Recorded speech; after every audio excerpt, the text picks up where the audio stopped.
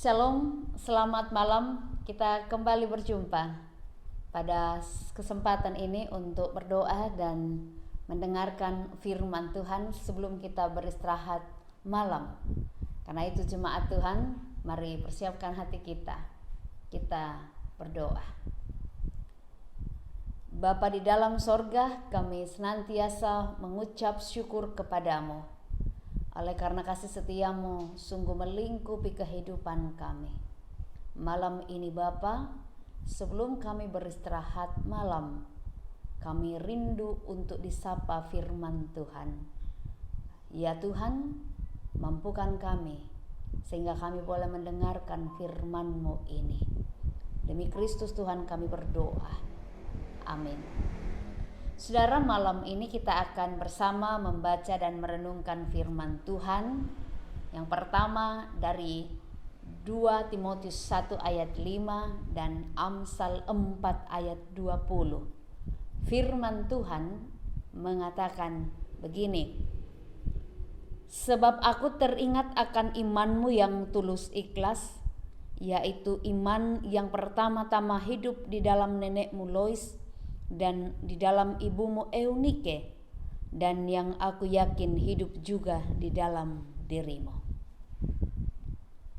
Amsal 4 ayat 20 mengatakan, Hai anakku, perhatikanlah perkataanku, arahkanlah telingamu kepada ucapanku. Amin. Saudara, Timotius adalah salah satu tokoh muda di dalam Alkitab yang sangat memiliki kualitas hidup rohani yang sangat baik. Itu sebagai dampak dari keteladanan keluarganya yang sangat mengasihi Tuhan. Bahwa karena kesetiaan dan ketekunannya yang teruji, Timotius beroleh kepercayaan untuk mengerjakan tugas pelayanan yang jauh lebih besar, dan dia menjadi rekan kerja dari Paulus di ladang Tuhan. Kualitas hidup Timotius itu tidak terbentuk secara kebetulan atau terjadi secara instan. Tetapi kualitas hidup Timotius ini terlahir dari suatu benih iman yang ditanam di keluarganya. Itu sebabnya Rasul Paulus berkata, sebab aku teringat akan imanmu yang tulus ikhlas, yaitu iman yang pertama-tama hidup di dalam nenekmu Lois dan di dalam ibumu Eunike, dan yang aku yakin hidup juga di dalam dirimu. Nah, tentu selain bertanggung jawab memenuhi kebutuhan jasmani anak-anaknya, tentu orang tua juga harus mampu menjalankan perannya menjadi teladan dalam kerohanian dan membawa anak-anaknya untuk mengasihi Tuhan. Ya, memang bukan perkara mudah bagi orang tua menanamkan benih iman kepada anak-anaknya. Apabila orang tua gagal memberikan teladan hidup yang benar dalam kesehariannya. Perbuatan yang terlihat secara nyata dari orang tua itu jauh lebih bermakna daripada nasihat. Sekalipun nasihat itu disusun dalam kalimat-kalimat yang sangat indah, mungkin seindah kata-kata puisi dari pujangga.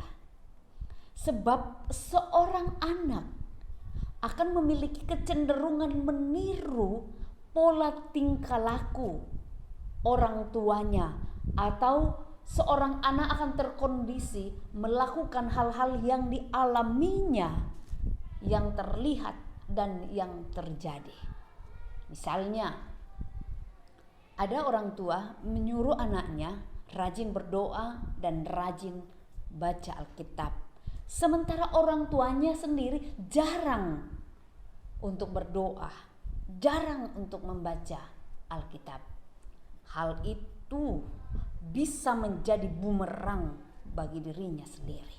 Nah, ketika orang tua menghendaki anaknya itu aktif beribadah atau mungkin terlibat dalam berbagai pelayanan-pelayanan, sedangkan orang tuanya sendiri sibuk terus dengan kegiatan-kegiatannya, sibuk terus dengan urusan pekerjaannya dan sama sekali tidak peduli terhadap perkara-perkara rohani, kemungkinan besar perintah tersebut dianggap oleh anaknya angin lalu saja. Ketika orang tua mengajarkan anaknya supaya mereka memiliki kasih, tetapi hampir setiap hari mereka melihat dengan mata kepala sendiri orang tuanya ribut, orang tuanya bertengkar, mudah sekali marah, bersikap kasar, dan lain sebagainya. Maka pengaruh orang tua terhadap anak pun akan menjadi pudar. Karena itu saudara, harus ada yang namanya keselarasan antara nasihat dan perbuatan. Karena itu tanpa keteladanan hidup, semua nasihat dan ajaran akan menjadi kurang bermanfaat dalam kehidupan kita. Amin. Kita bersyukur. Mari berdoa. Bapa di dalam sorga, sungguh Engkau mengasihi kami. Itu yang kami rasakan di tengah kehidupan kami, bahkan dalam waktu sesaat. Tuhan beri waktu yang indah bagi kami untuk mendengarkan firman-Mu. Ajarkan bagi kami Tuhan untuk menjadikan hidup kami ini teladan dalam setiap sikap dan tindakan kehidupan kami. Jauhkanlah hal-hal yang hanya sebatas teori belaka, tetapi biarlah hidup kami ini Tuhan menjadi pelaku firman Tuhan dalam kehidupan kami. Kami berdoa sebelum beristirahat pada malam ini ya Bapa, Engkau senantiasa mengasihi kami, mengasihi seluruh jemaat-Mu di jemaat Dadi, dalam menjalani kehidupan mereka, dalam rencana dan pekerjaan yang mereka kerjakan Tuhan, Engkau berkati. Biarlah semuanya berkenan bagi-Mu dan bermakna bagi kehidupan kami di jemaat-Mu, di jemaat Dadi. Kami doakan jemaat-Mu yang saat ini sedang sakit.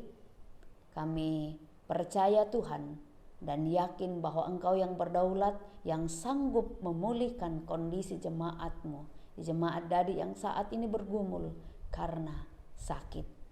Juga Tuhan kami bersyukur bersama jemaat-Mu yang merasakan betapa kasih Tuhan itu Engkau limpahkan bagi seluruh jemaat-Mu.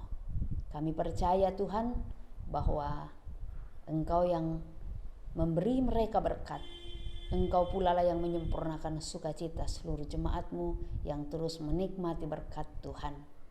Demikian pun orang tua kami yang sudah lanjut usia, kami pun berdoa Tuhan selalu melindungi mereka.